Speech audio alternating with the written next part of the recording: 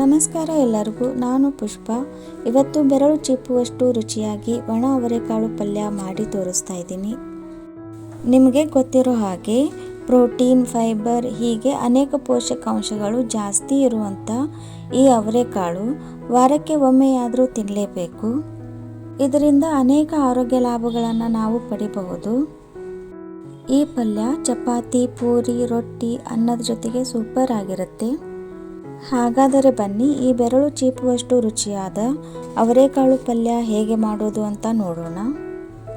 ಅದಕ್ಕೂ ಮುಂಚೆ ನೀವು ನಮ್ಮ ಚಾನಲ್ಗೆ ಹೊಸಬರಾಗಿದ್ದರೆ ಈಗಲೇ ಸಬ್ಸ್ಕ್ರೈಬ್ ಮಾಡ್ಕೊಳ್ಳಿ. ಹಾಗೆಯೇ ಪಕ್ಕದಲ್ಲೇ ಇರೋ ಬೆಲ್ ಐಕಾನ್ ಮೇಲೆ ಕ್ಲಿಕ್ ಮಾಡಿ. ಇದರಿಂದ ನಾನು ಮಾಡೋ ಎಲ್ಲ ಅಡುಗೆ ವಿಡಿಯೋಗಳನ್ನು ನೀವು ಮಿಸ್ ಮಾಡ್ದೇನೆ ನೋಡಬಹುದು. ಮೊದಲಿಗೆ ಒಣ ಅವರೆಕಾಳುಗಳನ್ನು ಕನಿಷ್ಠ 6ರಿಂದ 8 ಗಂಟೆ ನೆನೆಸಿ ಇಡಬೇಕು. ಅಥವಾ ಓವರ್ನೈಟ್ ನೆನೆಯೋದಕ್ಕೆ ಬಿಟ್ಟು ಬೆಳಗ್ಗೆ ಹೊತ್ತು ಯೂಸ್ ಮಾಡ್ಕೋಬಹುದು. ನೆನೆಸಿ ಬಾಯ್ಲ್ ಮಾಡೋದ್ರಿಂದ ಅವರೆಕಾಳು ತುಂಬ ಚೆನ್ನಾಗಿ ಸಾಫ್ಟ್ ಆಗುತ್ತೆ. ನಾನು ರಾತ್ರಿ ನೆನೆಯೋಕೆ ಇಟ್ಟು ಬೆಳಗ್ಗೆ ಮಾಡ್ತಾ ಇದ್ದೀನಿ. ಚೆನ್ನಾಗಿ ನೆನೆಸಿದ ಕಾಳುಗಳನ್ನು ಪ್ರೆಷರ್ ಕುಕ್ಕರ್ಗೆ ಹಾಕಿ ಕಾಳು ಮುಳುಗಿ ಮೇಲೆ ನೀರು ಬರುವಷ್ಟು ನೀರನ್ನು ಹಾಕಬೇಕು. ಇದನ್ನು ಮೀಡಿಯಂ ಫ್ಲೇಮ್ ಮಾಡಿ 3ರಿಂದ 4 ವಿಸಿಲ್ ಮಾಡಿಸಬೇಕು. ಯಾವುದೇ ಕಾಳು ಸಾಫ್ಟಾಗಿ ಬೆಂದರೆ ಹೊಟ್ಟೆಗೆ ಮತ್ತು ದೇಹಕ್ಕೆ ಒಳ್ಳೆಯದು. ಇಲ್ಲ ಅಂದರೆ ಗ್ಯಾಸ್ಟ್ರಿಕ್, ಆ್ಯಸಿಡಿಟಿ ಈ ಥರದ ಸಮಸ್ಯೆಗಳು ಆಗಬಹುದು. ನಾನು 3 ವಿಸಿಲ್ಸ್ ಮಾಡಿಸಿ 20 ನಿಮಿಷ ಬಿಟ್ಟು ನಂತರ ಪ್ರೆಷರ್ ಕುಕ್ಕರ್ನ ಲಿಡ್ ಓಪನ್ ಮಾಡಿದ್ದೀನಿ. ಅವರೆಕಾಳು ತುಂಬ ಚೆನ್ನಾಗಿ ಬೆಂದಿದೆ. ಹೀಗೆ ತುಂಬಾ ಚೆನ್ನಾಗಿ ಸಾಫ್ಟಾಗಿ ಬೆಂದಿರಬೇಕು. ಸಿಪ್ಪೆ ಸ್ವಲ್ಪ ಪೇಪರ್ ಥರ ಗಟ್ಟಿ ಇರುತ್ತೆ. ಒಳಗಿನ ಭಾಗ ತುಂಬ ಚೆನ್ನಾಗಿ ಸ್ಮ್ಯಾಶ್ ಆಗುತ್ತೆ. ಈ ಹದಕ್ಕೆ ಇದ್ದರೆ ಸಾಕು. ಈಗ ಮುಂದಿನ ಸ್ಟೆಪ್ ಏನಂದರೆ ಮಸಾಲೆ ಒಗ್ಗರಣೆ ಮಾಡೋಣ.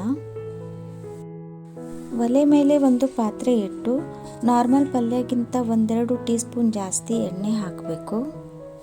ನಂತರ ಸಣ್ಣದಾಗಿ ಕಟ್ ಮಾಡಿರೋ ಈರುಳ್ಳಿ ಹಾಕಿ ಈರುಳ್ಳಿ ಚೆನ್ನಾಗಿ ಫ್ರೈ ಆಗಲಿ. ಈರುಳ್ಳಿ ಕಲರ್ ಸ್ವಲ್ಪ ಕೆಂಪಗೆ ಆಗೋವರೆಗೂ ಬಾಡಿಸಿದ ನಂತರ ಲೋ ಫ್ಲೇಮ್ ಮಾಡಿ. ಲೋ ಫ್ಲೇಮ್ ಮಾಡಿದ ನಂತರ ಒಂದೊಂದಾಗಿ ಮಸಾಲೆ ಪುಡಿಗಳನ್ನು ಸೇರಿಸಬೇಕು.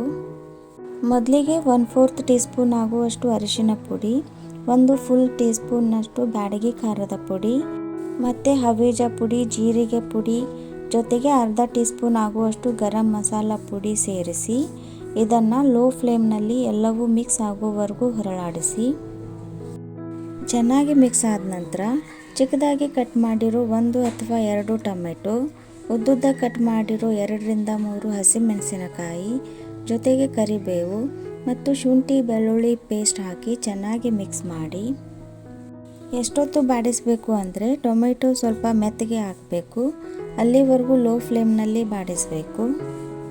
ಈ ಮಸಾಲೆ ಲೋ ಫ್ಲೇಮ್ನಲ್ಲಿ ಬಾಡಿಸೋದ್ರಿಂದ ಪರ್ಫೆಕ್ಟ್ ಬ್ಯಾಲೆನ್ಸ್ಡ್ ಮಸಾಲೆ ಪರಿಮಳದ ಜೊತೆಗೆ ಟೇಸ್ಟಿಯಾಗಿ ಪಲ್ಯ ರೆಡಿಯಾಗುತ್ತೆ. ಇಷ್ಟಾದ ನಂತರ ಬೆಂದಿರೋ ಅವರೆಕಾಳು ಮತ್ತು ಅದರಲ್ಲಿನ ನೀರು ಸಮೇತ ಸೇರಿಸಬೇಕು.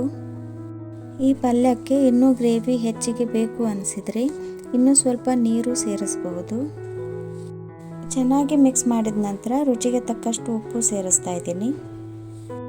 ಇದು ಚೆನ್ನಾಗಿ ಕುದಿಯೋಕ್ಕೆ ಶುರು ಆಗಬೇಕು. ಹೀಗೆ ಚೆನ್ನಾಗಿ ಕುದಿಯೋಕ್ಕೆ ಶುರು ಆದಾಗ ಲೋ ಫ್ಲೇಮ್ ಮಾಡಿ 2ರಿಂದ 3 ನಿಮಿಷ ಕುದಿಸಬೇಕಾಗತ್ತೆ.